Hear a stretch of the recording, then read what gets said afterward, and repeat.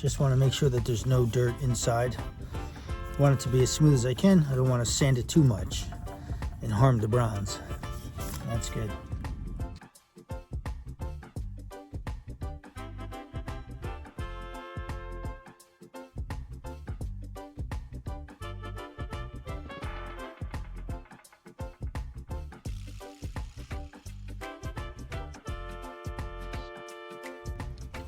So for some reason, these new nuts are just a little bigger and they do not fit in this wrench. What is my wrench? 1 3/4 inches, and they're just a little bigger for the same size shaft. I don't know why. So rather than going out buying new tools, I'm just gonna file it down till it fits. We're talking about less than a 1/16, and it's working. It's taking me some time. I wasn't expecting this, but I gotta take care of this.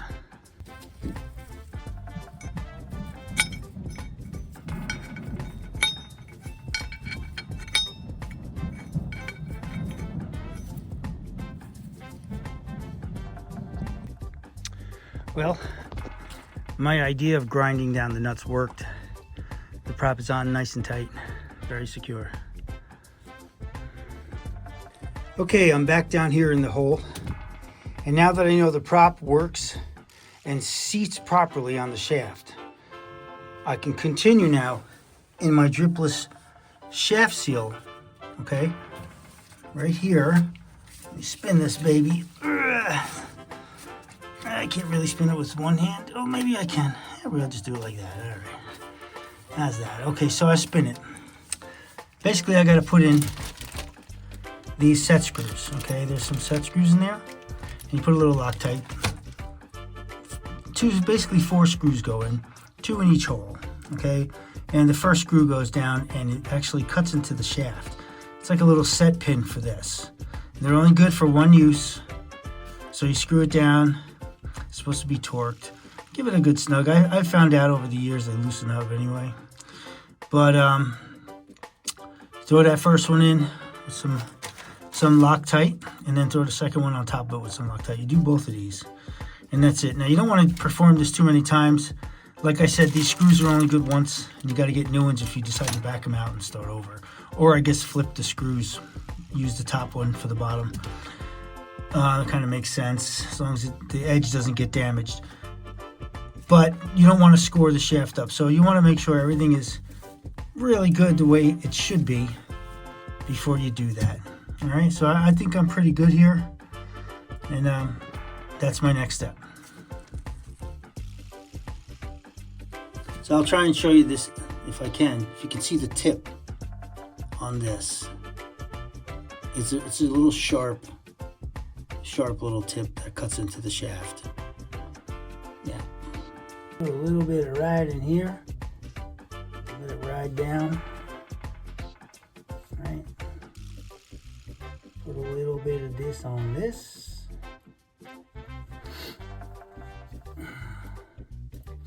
Start my first one. Set it in. This collar is applying pressure over to this graphite collar here. And you know, obviously these things loosen up. That's why they make this, the better kits make this ring. It's like a lock ring to hold it in case these things decide to slip. You have protection. What I keep on the boat is an old set of zincs, shaft zincs, that I would put on there if I needed to in an emergency kind of thing. I do the same trick, you know what I mean?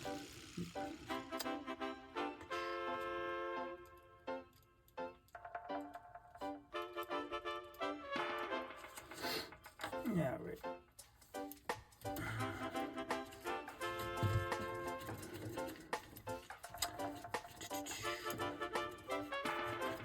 Yeah.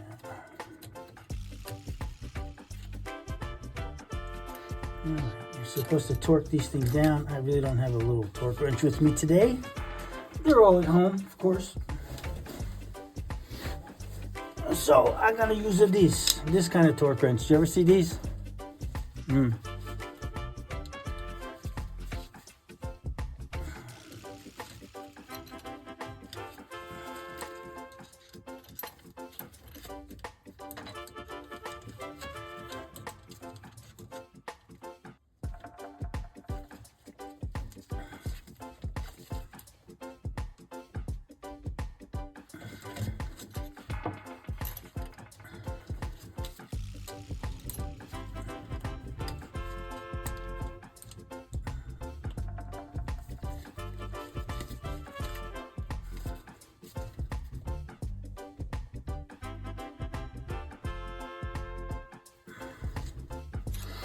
Alright, it seems to be pretty good. You don't want to kill it because, God forbid, that little sucker breaks off inside there. I don't know how you're getting that off. So, this here is just like a jam nut.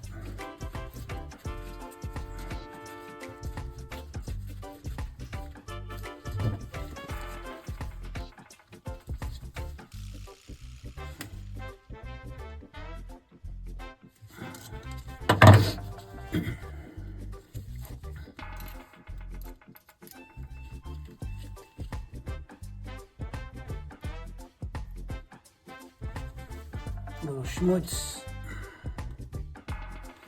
That's good.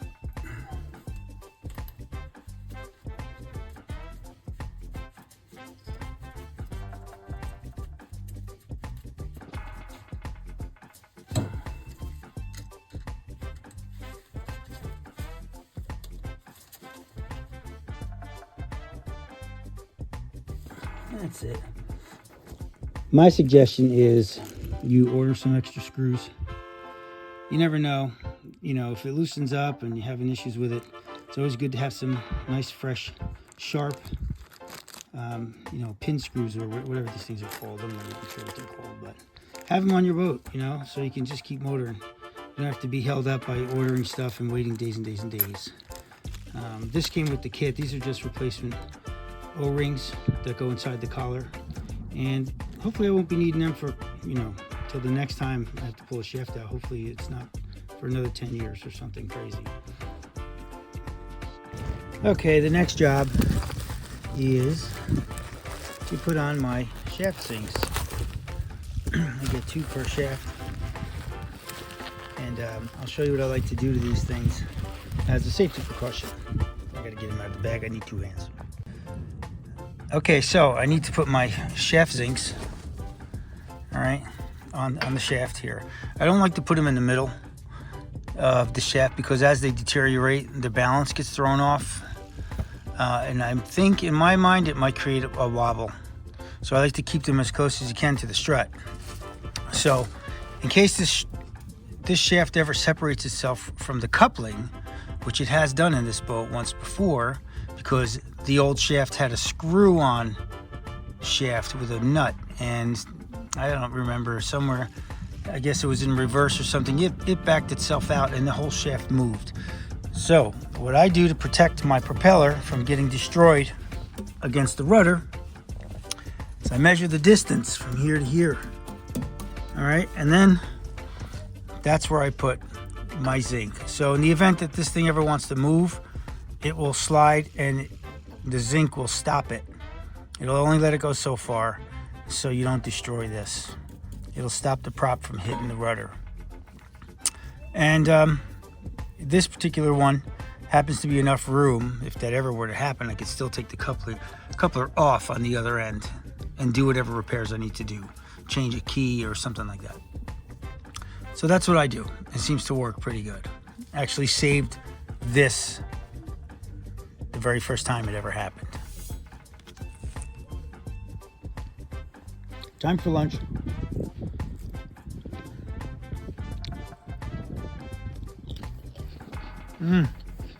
So good. Okay, back to work. So I like to rotate the shaft as I tighten this up.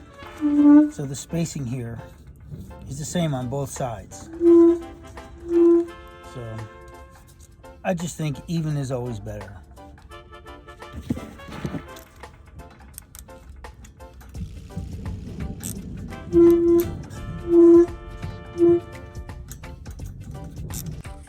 Okay, so I'm done with this side putting zincs on. I separate these lines here. I just try to keep an even balance. Something crazy just happened as I was putting this particular zinc on. It just decided to crack in my hands, if you can see the cracks. Never seen that happen to a zinc before. I mean, I know they're just cast. Maybe there's a weak spot here and here. But yeah, it's just cracking all over the place and falling apart. So see if I can get these guys to make good on a new one. All right, cool. Go do the other side.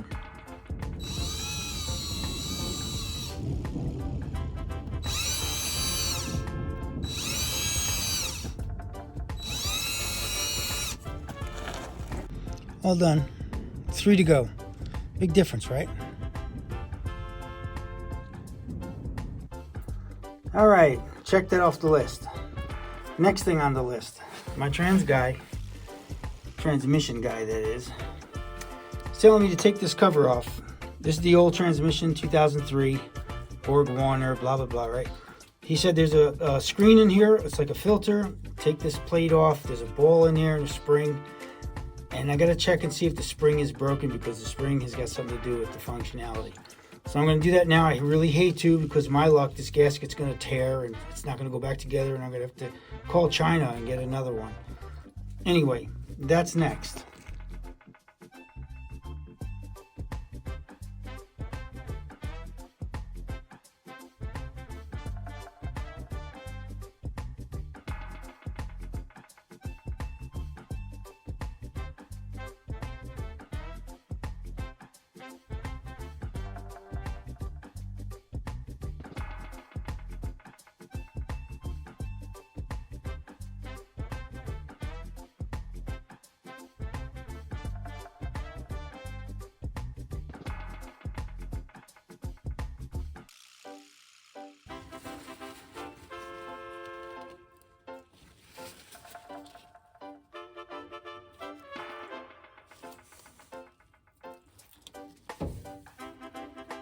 That's great.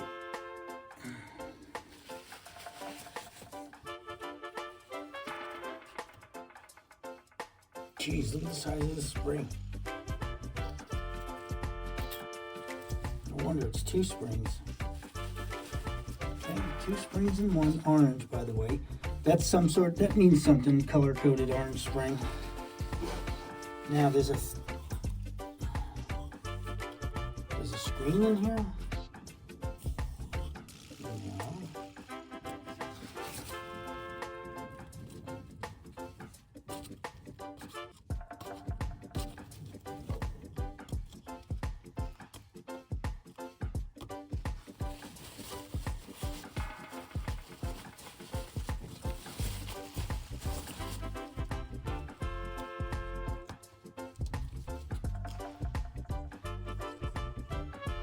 Wow, look at this.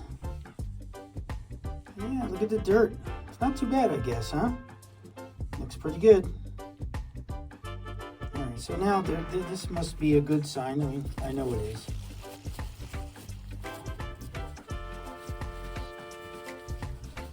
So I got a little homework. I got to either make a new gasket or try to order one, which I really don't want to do. Probably charge me $5 for shipping for a gasket.